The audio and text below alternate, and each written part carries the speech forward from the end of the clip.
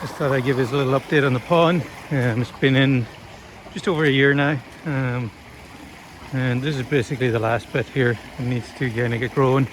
It's shaded out by these trees, so it didn't get some good growth in the summer, but we're just after a lot of rain, and you can see a lot of sediment came down into the pond. That'll generally settle out within a couple of hours, and I've never overflown here, so I know I've sized out my pipes. One issue I sometimes get is I maybe should have put a standpipe to let air into my outlet. It doesn't always get to run full bore. That's probably because air gets trapped in there. But I'm not worried about it. I've had the last year and no issue.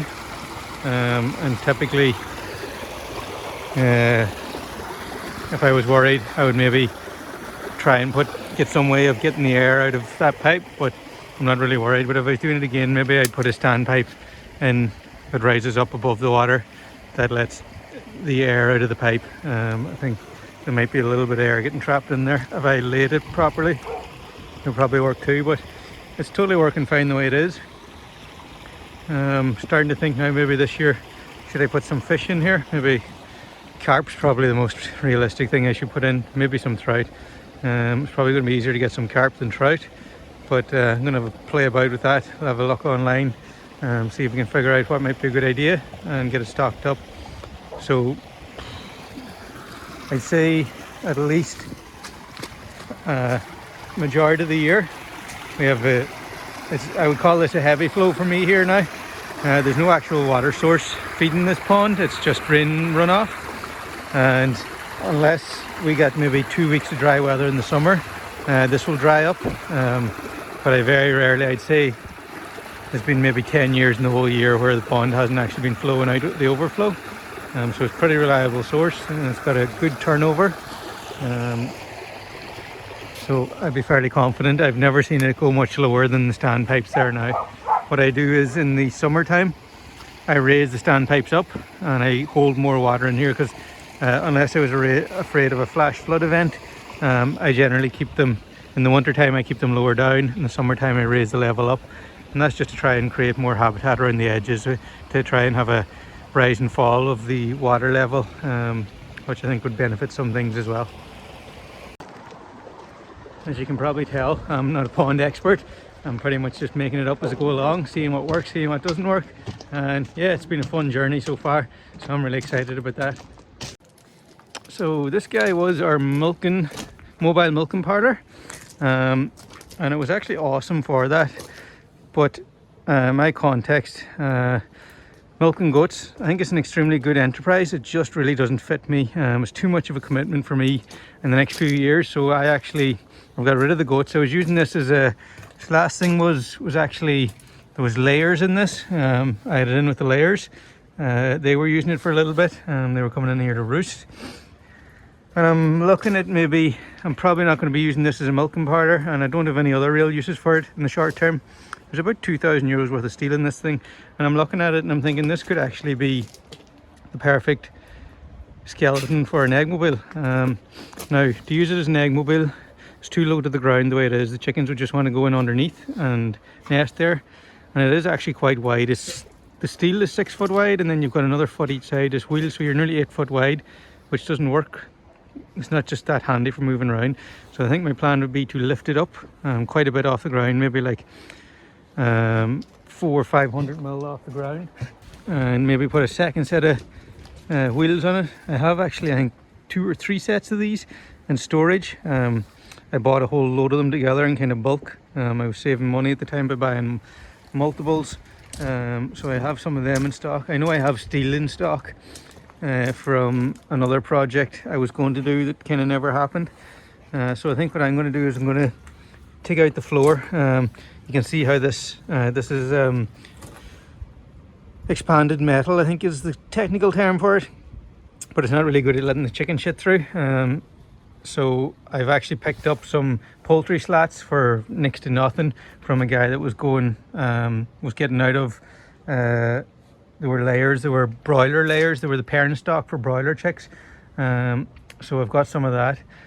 So I'm thinking I'm going to strip out all this. I'm going to take off all the mesh, take all the sides off. The top with just one break here on it. That's just cordy board. I'm going to strip all this off, power hose it all down. I'm going to take out this floor, and it leaves a really good strong structure to work on, because this is all 2-inch box iron. It's 16 feet long, 6 foot wide. I think this will make a good egg mobile. I need to look at the numbers, but I'd say at least 200 will fit in here nice. And the thing I like about it is, I think when I'm done, a relatively big quad would move this around no problem, like a 500cc quad would move. I move this with my little 250. Now I'm going to put a bit more weight on it by the time I've got nest boxes in there, and I'm going to have to clad the sides and some roosts and some other bits and bobs. I think it'll be getting a little bit of a handful for my 250. Probably it'll pull it along the flat or downhill, no problem. But then I can use my winch if I'm going uphill or whatever. But even still, maybe down the line, if I get a bigger quad, I could just hook onto that and move it, no problem. So that's what I'm thinking right now. I'm trying to make use of what I have, and this is going to save me a bunch of time making, so I don't have to make a whole chassis or frame. It's going to save me a couple of days in welding and painting and everything else. So this is it. This was the existing, I used to use this as a milking trailer. So probably in the last video you can see I've raised it way off the ground, and I've doubled up the axles, and I've got it. These are, the center point of these axles are 2/3 of the way back on the trailer. So if you put a lot of weight in the back of this side, it doesn't tip up in the front, but equally there's not a ton of weight on the front, but there's enough to give it support. I'm not going to be hauling this down the highway at 100 miles an hour, so typically with trailers you want a lot of the weight in the front to stop fishtailing, but that's not the case here. I'm actually kind of trying to keep it more centered, not completely centered, but 2/3 the way back. That's good for me. Other thing is, I've moved on to these poultry slats. I highly recommend them. They're really good for the birds' feet, but the real benefit to them is they're really quick to install. They're just sitting on angle irons. You can see here's an angle iron, and they just clip on them, and then I've just put cable ties on them to doubly secure them down every overlap. But it's really comfortable and really quick to put in, and I got these for very cheap. It was a poultry farm was shutting down. Now, they were a massive farm. They were retiring, an old couple, and they basically, a company had come in and bought most of the stuff, and it was all their odds and ends, and there was I sat and chatted with them for like 2 hours, and they pretty much give me loads of stuff for free. These slats, they give me meters and meters of egg mats, drinkers. It was all, they were basically going to get a skip in to get rid of the last of the stuff, so I got it for practically nothing. So now I've got, main thing for me is good ground clearance, because I don't want the birds, I find if you're too close to the ground, it gets quite dark in there and the birds will nest. So I've got good ground clearance, and also my ground is very undulating. I've got good flotation tires, which is important for me. After that, for me, the next important thing is nest spaces. So again, I went with this design, it works well for me. I'm going to put blackout covers on here. These here are, I'm going to put in roosts. I've actually gone and cut some nice hazel branches. So I'm going to put a roost along here, and then you can see these flaps. This will be just cordy board, black cordy board will block this out, and then this door will open to let them in, and the same up there. That's a double door up there, so they can go into nest boxes 1 and 2 there. There's the door for number 3. These are quite deep, these nest boxes, so they can accommodate more birds. It's like 470, it's almost 500 wide. A typical nest box would only be 300, but it just means more birds can actually double stack. This will get quite dark in here when this is all blacked out. It'll be nice and dark in there for them. I've got some, difficult to see, but I've got folding roosts here, so there'll be a bar of roosts going along here that'll fold up when I want to walk down through here, and then when I'm not in here, it'll fold down and it comes to about here somewhere. And I've got more roosts here. I've got roosts that's going to run along here, and then I'm also going to hang nipple drinkers from in the center here, which double up as roosts as well. Sometimes I tow my eggmobile backwards, so I've just put a big tow and eye on here. And the other thing is I've changed the door design to be just a simple hatch door. Couple of reasons. One, it's way less work for this here to do. This thing weighs nothing. You know, on my Ridgedale style eggmobiles, the doors weighed probably like 20 odd kilos. So these arms would wear out after a couple of years, whereas this here could probably go forever because it's got no work to do. And I'm going to just put a little drawbridge on here, like a traditional chicken coop style door that'll just hinge up and down. I'm going to give that a go to see how it works, for no reason other than it's way easier to make and way easier for the actuator to work. What else have we got? We've got lights already wired in, main lights. I've got lights down here as well, so that you can see there's lights there, because in the mornings this could be quite dark. I don't want birds laying in the corner, so I'll light up this area. This is for typically in the winter period, or the kind of shoulder seasons, when the birds kind of want to lay around 6-7 o'clock but it's still dark outside. I'll just light up the egg mobile, and then the nest boxes will be nice and bright, or nice and dark even.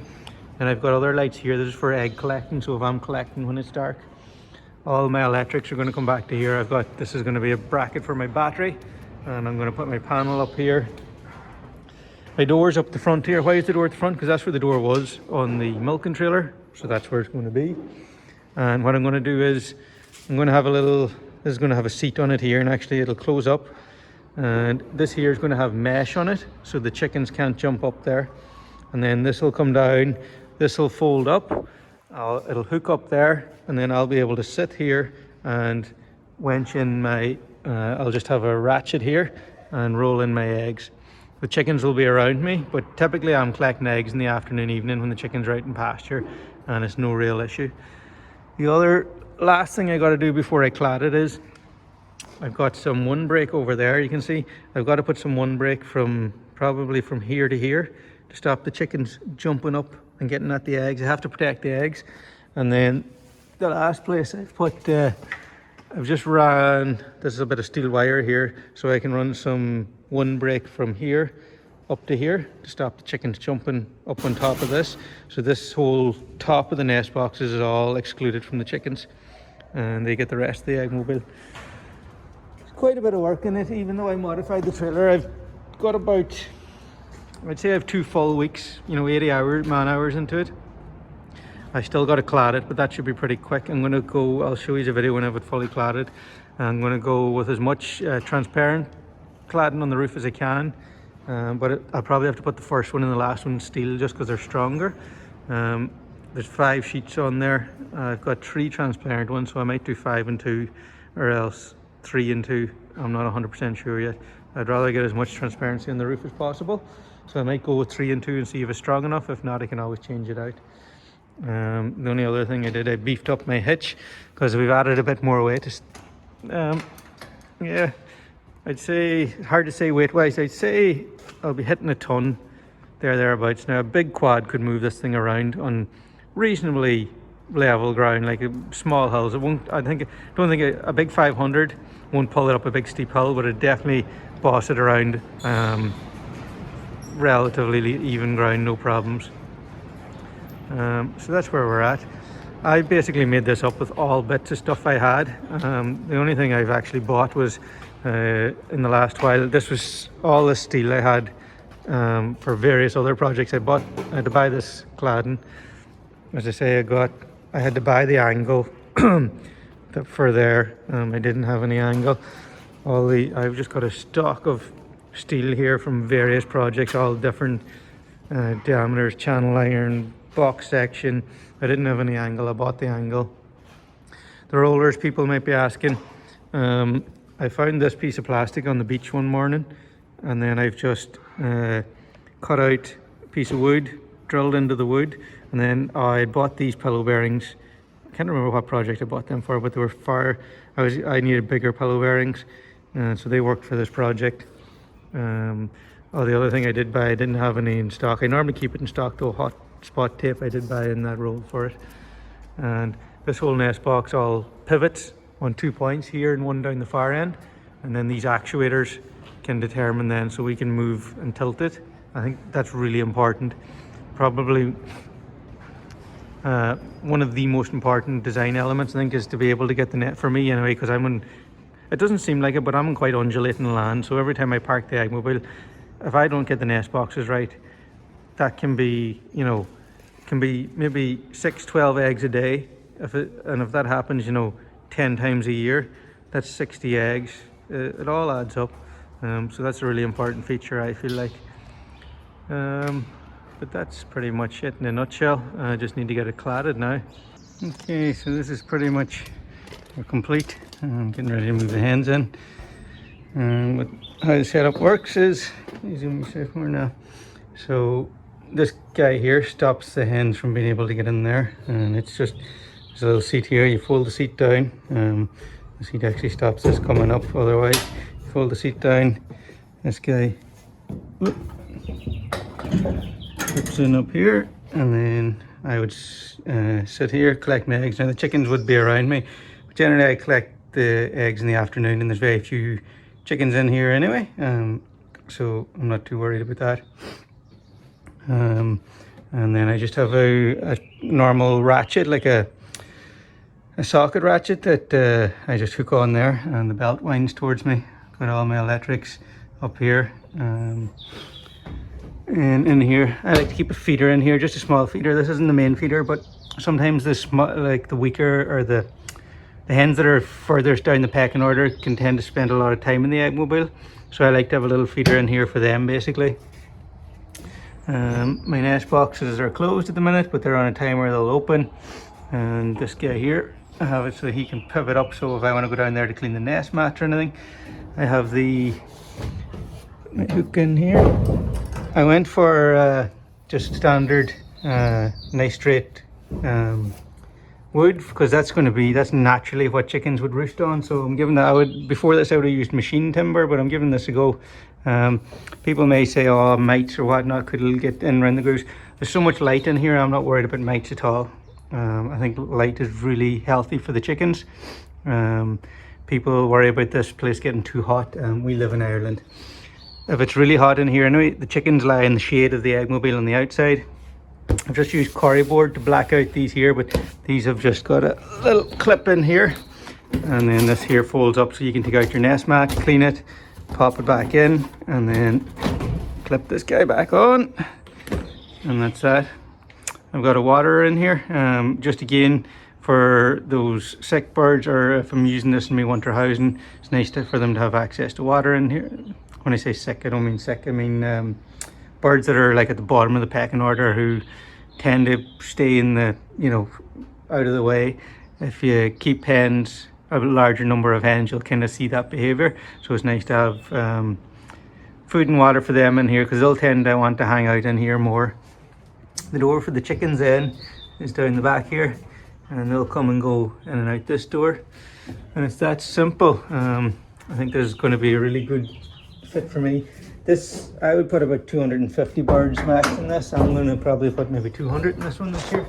And see, I've also put, you see, water on the outside, because their main feeder, I'll have a skid feeder, will be on the outside. But it's nice for them to have water out here as well.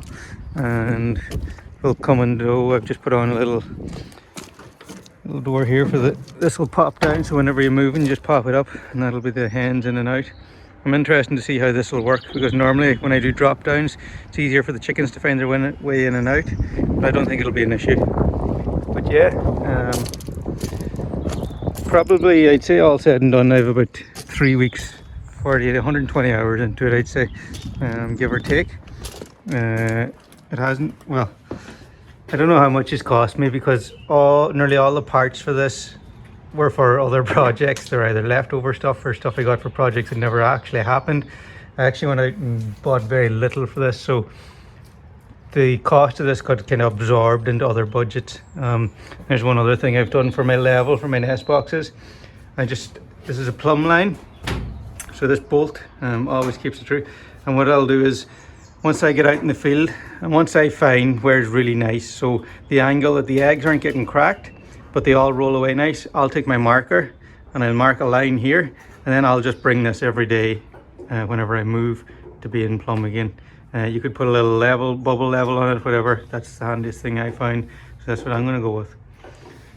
But yeah, super happy. Got my solar panels, the solar panels on the roof above us here, and our battery, that's our solar panel and our battery. It's 5 5 meters long by 2 meters wide, and I think it's just perfect for me. This is pretty much all my gates and everything I can buzz through with, so really happy with it. We've had such a wet winter. We've had a week now with no rain, and things are drying out, so my plan is to get moving again on pasture very soon. If you're interested in seeing this for yourself, find out more about it, I'm running 2 trainings on the farm this year. I'm trying to kind of slow down, but I've get so many requests that I kind of feel like I have to help people out a little bit. So we're running a 1-day pasture, well, it's pasture layer and pasture turkey masterclass. That's going to be a pretty full-on day, but how I do layers, how I do turkeys, all rolled into one day. I used to do them as 2 full days, but I think I've got it condensed down now where I can get you here, give you all the information you need, all the resources you need to give you a kind of firm grip and be confident at managing layers and turkeys on pasture. And then the other training is going to be how to start a farm from scratch. So basically trying to put in a nutshell everything I've done here in Heather Hill Farm into a 1-day training. So check out the website for them. One of them is I think it's the 11th of May for the pasture poultry, and the 1st of June for the start a farm from scratch. So if you're interested in coming here, being able to pick my brain for the day, that's going to be a really cost-effective way of doing that. I'm sorry guys, I don't make many updates anymore. It's just producing content isn't my thing, and I'm not doing so much new or exciting stuff on the farm, so I don't feel the need to like show you the same shit every day. You know, it's no real benefit for you or for me, and so anytime I'm doing something new like the egg mobile here, I'll put it up because maybe it'll help someone somewhere along the line. They'll see something. But one thing I do want to show you is, you see in the background, I've just noticed the end of this winter, maybe I'll flip you. I've just noticed the end of last year that I've started to get a rush problem, and I thought I was managing things well, but well, I know I wasn't, because the land's telling me I wasn't now. I think I was overgrazing last, and I was trying to manage it well, but I had cattle, sheep, goats, and I think I've been overgrazing too much. So my plan this year is to have no herbivores in the farm, because I've kind of been reflecting back. I have been squeezing the living Jesus out of this 10 acres, and I've been trying to manage it and do it well, but I think, judging by the indicators from the land here, I need to try and turn in a lot more biomass than I have been. So my plan this year is actually not to run any herbivores on the farm.